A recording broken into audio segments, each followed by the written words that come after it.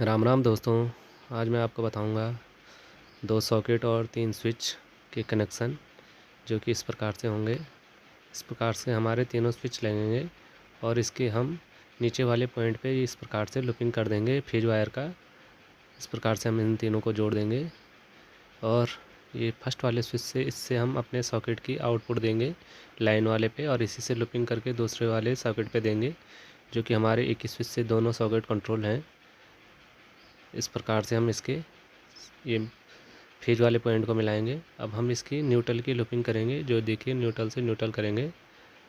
अब हम इसके पंखे के कनेक्शन करेंगे। ये हमारा रेगुलेटर है, इसका एक पॉइंट हम जो हमारे स्विच के मेन से सप्लाई आ रही है उसमें लगा देंगे और दूसरा हम इसके ऊपर वाले आउटपुट वाले सिरे पे लगा देंगे, जो कि हमारी वायरिंग होगी उसके साथ।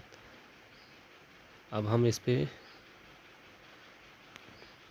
इंडिकेटर जोड़ेंगे, जो कि एक फेज पे लगेगा हमारा और एक हमारे न्यूट्रल पे लगेगा। देखिए इस प्रकार से हम इसकी वायरिंग करेंगे। ये हमारा न्यूट्रल वाला पॉइंट है जिस पे हम न्यूट्रल देंगे। इस प्रकार से हम इस पे ये इंडिकेटर का एक वायर इस प्रकार से लगा देंगे।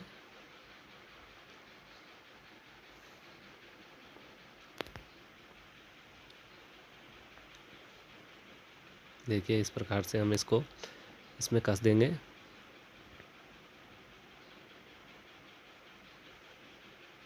और फेज वाली को हम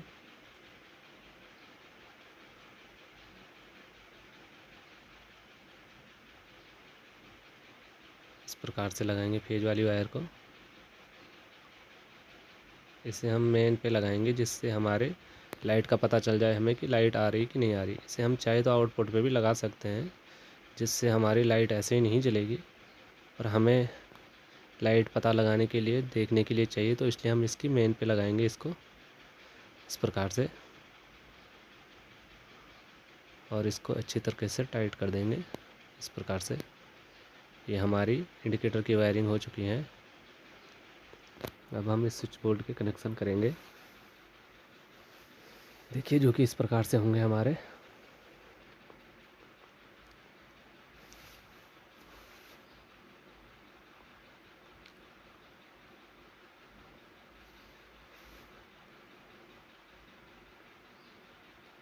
ये हमारे बल्ब की आउटपुट है जो कि हमारे स्विच से कंट्रोल होगी, इसलिए हम इसको एक स्विच पे इस प्रकार से लगा देंगे।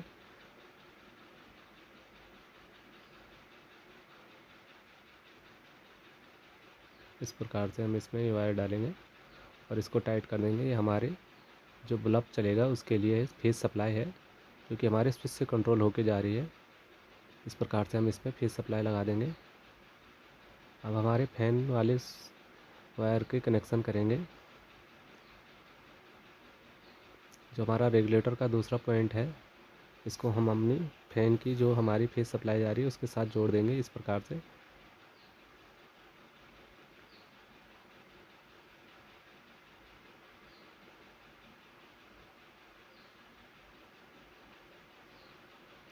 अब हम इसको जिसमें हमने अपने रेगुलेटर का एक पॉइंट लगाया था जिस स्विच में, उसी में आउटपुट में ये दूसरा पॉइंट लगा देंगे।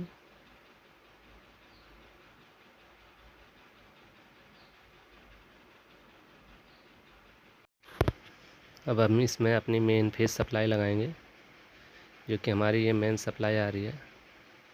इसके कनेक्शन करेंगे। देखिए इस प्रकार से करेंगे।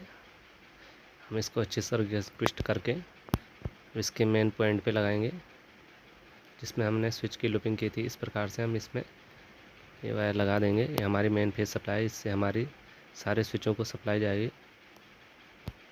इस प्रकार से हम इसको अच्छी प्रकार से टाइट कर देंगे।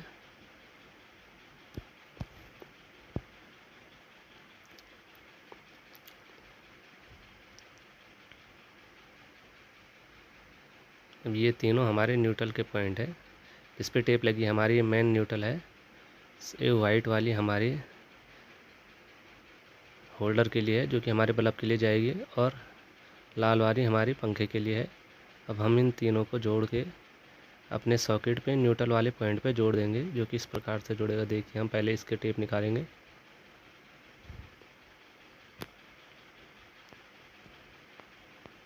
इसको काट के अच्छी तरीके से छील लेंगे।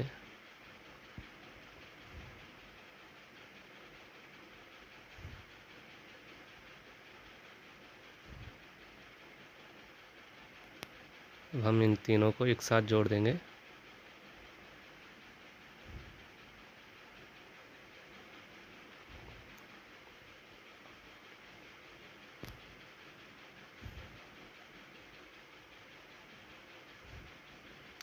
इस प्रकार से हम इनको अच्छी तरीके से ट्विस्ट कर देंगे।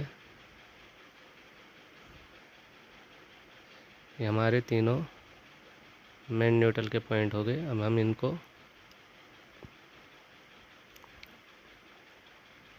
अपने सॉकेट के न्यूट्रल वाले पॉइंट पे जोड़ देंगे।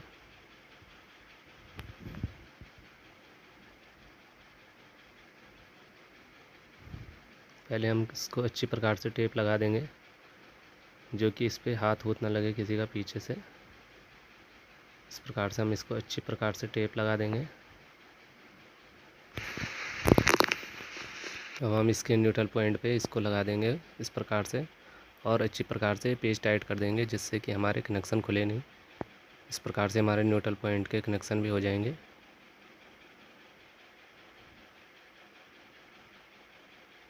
देखिए, अब हम इनके सारे स्क्रू टाइट कर देंगे। देखेंगे कोई ढीले तो नहीं है, सबको चेक कर लेंगे। ये टाइट करने के बाद अब हम इस बोल्ट को फिट कर देंगे, क्योंकि इस प्रकार से इस पे 4 पेच लगे हैं। हम इनको अच्छी प्रकार से टाइट कर देंगे।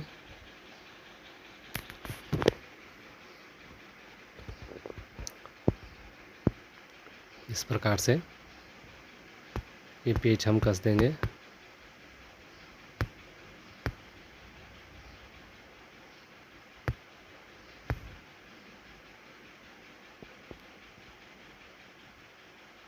अब हमारा ये बोल्ट टाइट हो चुका है। अब हम इसके बाहर की प्लेट लगाएंगे। देखिए, अच्छी प्रकार से टाइट हो चुका है।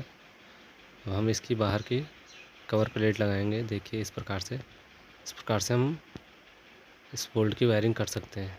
धन्यवाद।